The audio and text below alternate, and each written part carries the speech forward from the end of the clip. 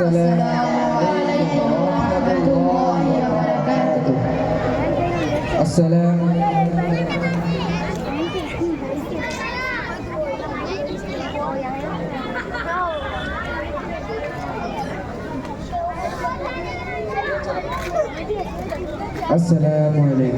ওয়ালাইকুম আসসালাম।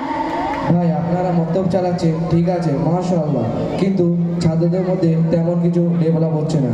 তাছাড়া তারা এমনি মক্তবে আসছে আর চলে যাচ্ছে, আর আমরা শুধু মাসে মাসে মাইনে দিয়ে যাচ্ছি।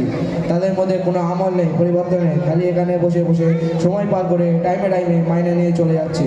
আবার উনি ক্লাসের বাহানা দেখাচ্ছে, কতই না মেহনত করে পড়াচ্ছে। ভাই আপনি ঠিক বলেছেন, বাচ্চারা মক্তবে আসে কিন্তু পড়াশোনা হয়তো একটু একটু করে, কিন্তু তাদের মধ্যে নামাজ কালামের সালামের কোনো বালাই নেই। দেখুন ভাই, যদি এমন চলতে থাকে কোনো উপকার না হয়, তাহলে আমি আমার বাচ্চাকে মক্তব থেকে তুলে নিয়ে বাড়িতে টিউশন রেখে পড়িয়ে কোরআন খতম করে নেব। এখানে রেখে লাভ কি হবে?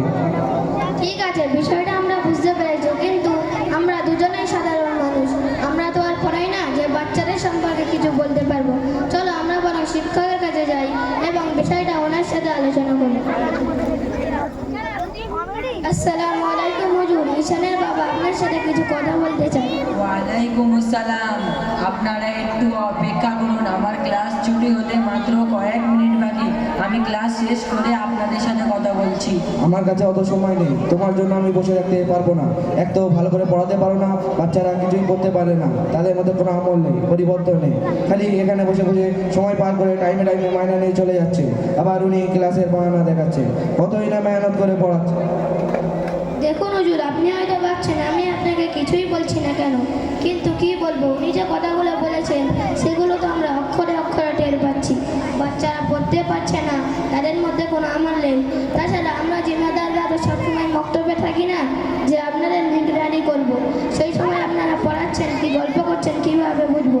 হয়তো আপনাদের এই অবহেলার কারণে বাচ্চাদের মধ্যে কোনো পরিবর্তন আসছে না। জিম্মেদার সাহেব, আপনাদের কোনো জায়গায় ভুল হচ্ছে। আমাদের মনোযোগ সহকারে পড়ান, উনি কোনো সময়ে ফাঁকি দেন না।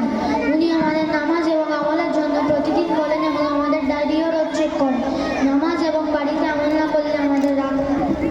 তোমাদেরকে হুজুর শিখিয়ে দিয়েছে না যে কেউ কোনো কিছু করলে তার সামনে আমার প্রশংসা করবে। আপনি এমন অপবাদমূলক কথা বারবার কেন বলছেন? আপনি কি আমাদের মক্তবে আসেন আর দেখেন আমাদের হুজুর কেমন পড়ছেন কি বলছেন? তাছাড়া আপনি তো ঈশানের বাবা, আপনি প্রথমে আপনার বাচ্চার খবর নেন, সে কতদিন মক্তবে পড়তে আসে। বাবুরা তোমরা চুপ করে যাও, বড়দের সামনে কথা বলতে নেই, বিষয়টা আমি দেখছি। আচ্ছা ভাই, আপনাদের প্রথম প্রশ্ন হলো বাচ্চারা মক্তবে কিছু শিখছে না তারা পড়া বলতে পারে না, তাই তো? জি, আমার বাচ্চা ছাড়াও পাড়ার অনেক বাচ্চা আছে যারা পড়তে পারে না। তাহলে শুনুন, বাচ্চাদের পড়তে না পারার সর্বপ্রথম কারণ হলো তাদের কামাই। যখন কোনো বাচ্চা 25 থেকে 26 দিনের মধ্যে 18 থেকে 20 দিন কমপক্ষে ক্লাস না করবে, তাকে কোনোভাবেই শেখানো সম্ভব নয়। কারণ আমাদের মক্তবের সিলেবাস 1 ঘন্টার এবং এখানে কোনো হোমওয়ার্ক নেই। বাচ্চারা যা কিছু করবে সব মক্তবেই করবে। আমরা বাচ্চাদের প্রত্যেকটা বিষয় মক্তবেই মুখস্থ করিয়ে দিই। এখন যদি কোনো বাচ্চা অধিক পরিমাণ কামাই করে এবং দেরিতে আসে, তাকে আমি কেন দুনিয়ার কোনো শিক্ষকই শেখাতে পারবে না। তাই প্রথমে বাচ্চাদের প্রতি যত্নশীল হন এবং আনন্দ উল্লাসে বেশি মাতামাতি না করে বাচ্চার পড়ার প্রতি গুরুত্ব দিন। আবার আপনারা যে কোনো বিষয় নিয়ে বাচ্চাদের কামাই করিয়ে দিচ্ছেন, আবার বড় গর্বের সাথে শিক্ষককে বলছেন আমার বাচ্চা ঘুরতে বেড়াতে যাবে, 20 দিন পড়তে আসবে না, নানির বাড়ি যাবে, 15 দিন আসবে না, স্কুলে পরীক্ষা আছে 2 মাস পড়তে যাবে না। তাহলে সে নানির বাড়ি, বিয়ের বাড়ি, আত্মীয়ের বাড়ি এবং স্কুলের বাহানা করে দিয়ে জীবনের অর্ধেক সময় কাটিয়ে দেয়, তাহলে তার থেকে শিক্ষার কোনো কিছুই আশা করা যায় না। হুজুর, আপনি একটা কথা ভালো বলেছেন যে আমাদের বাচ্চারা অধিক সময় বিভিন্ন আত্মীয় বাড়ি ঘুরে সময় নষ্ট করে, মক্তবে পড়তে আসে না। তার সাথে গার্জেন পক্ষ থেকে অবহেলা অনেক বেশি আছে, যার কারণে বাচ্চারা আরও সুযোগ নিয়ে নেয়। সাধারণত আমাদের এখানে বাচ্চার মামার বাড়ি, আত্মীয় বাড়ি অনেক কাছাকাছি। গার্জেন চাইলে আত্মীয় বাড়ি থেকে মক্তবে দিয়ে যেতে পারে, কিন্তু সেগুলো অধিকাংশ গার্জেন করে না। তাছাড়া আরও একটা বড় সমস্যা হলো, যখন কোনো বাচ্চা দীর্ঘদিন কামাই করে মক্তবে আসছে, আমরা শিক্ষকরা যদি সেই বাচ্চাকে ভয় দেখানোর জন্য কোনো রকম পানিশমেন্ট দেই, যে কিছুক্ষণ দাঁড় করিয়ে রাখা হলো অথবা চিঠি লিখে আনতে বলা হলো, তাতে গার্জেন পক্ষ থেকে মক্তবে এসে শিক্ষককে ছাত্রদের সামনে অসম্মান করা হয়, এটা সব থেকে লজ্জাজনক এবং দুঃখজনক বিষয় এই যে শিক্ষকদের আন্তরিক বিরক্ত নষ্ট হয়। তিনি ওই সমস্ত বাচ্চাদের প্রতি আর কোনো গুরুত্ব দেন না। তাহলে কি আমরা বাচ্চাদের পড়াশোনার বিষয়ে কিছু বলতেও পারবো না? অবশ্যই বলুন, আপনাদের বাচ্চাদের পড়াশোনা, তাদের তারবিয়তের বিষয়ে অবশ্যই বলবেন, কিন্তু শিক্ষকদের সম্মান ও মর্যাদা বজায় রেখে তাকে আলাদাভাবে বলুন। বক্তব্যে এসে অবদ্ধের মতো চেঁচিয়ে মেজাজ দেখিয়ে বক্তব্যকে বদনাম করে কথা বলা মোটেই উচিত নয়। আর আরও একটা বিষয় শুনুন, একটু আগে আপনি বললেন যে বাচ্চাদের আমলের মধ্যে কোনো পরিবর্তন আসছে না, তারা সালাম করে না, তার মূল কারণ হলো গার্জেনরা মনে করেন আমরা পয়সা দিচ্ছি, আমার বাচ্চা একেবারে মক্তব থেকে ফেরেশতা হয়ে ফিরবে। এটা কখনোই হবে না যতক্ষণ না আপনার নিজের বাচ্চার সব দিক থেকে খেয়াল রাখবেন। তাকে বাড়িতে ঘুমানোর সময়, খাওয়ার সময়, পান করার সময় বলে দিতে হবে এই কাজের সুন্নত পদ্ধতি কী।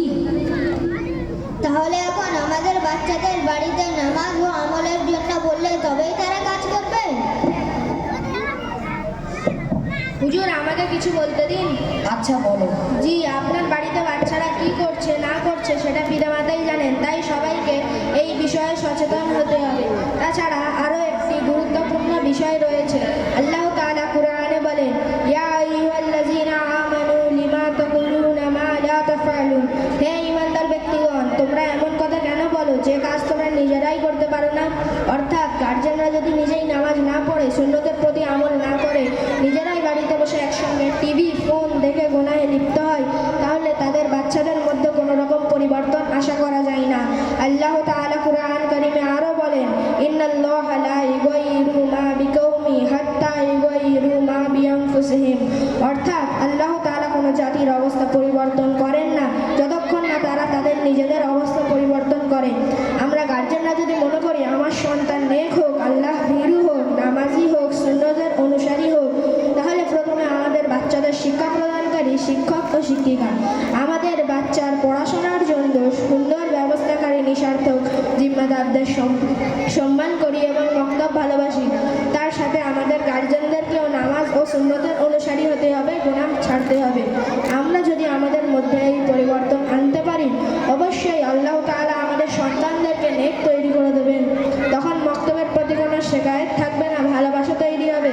যেহেতু আপনার বাচ্চাকে আপনি দিনিয়াত, মক্তব যা কিছু শেখাচ্ছেন তার জন্য সেটা যথেষ্ট, অতটুকু আমল করলে সে ভালো মানুষ হয়ে গড়ে উঠবে ইনশাআল্লাহ। আল্লাহ তাআলা আমাদের সকলকে আমল করার তৌফিক দান করুন, আমিন। বাহ, আপনার বাচ্চারা তো ভালো তারবিয়াত কথা বলছে। জি, আমাদের দিনিয়াত মুনাজ্জাম মক্তবে বাচ্চাদের উন্নত তালিমের সাথে সাথে উন্নত তারবিয়াত শেখানো হয়, তারই প্রমাণ এটা।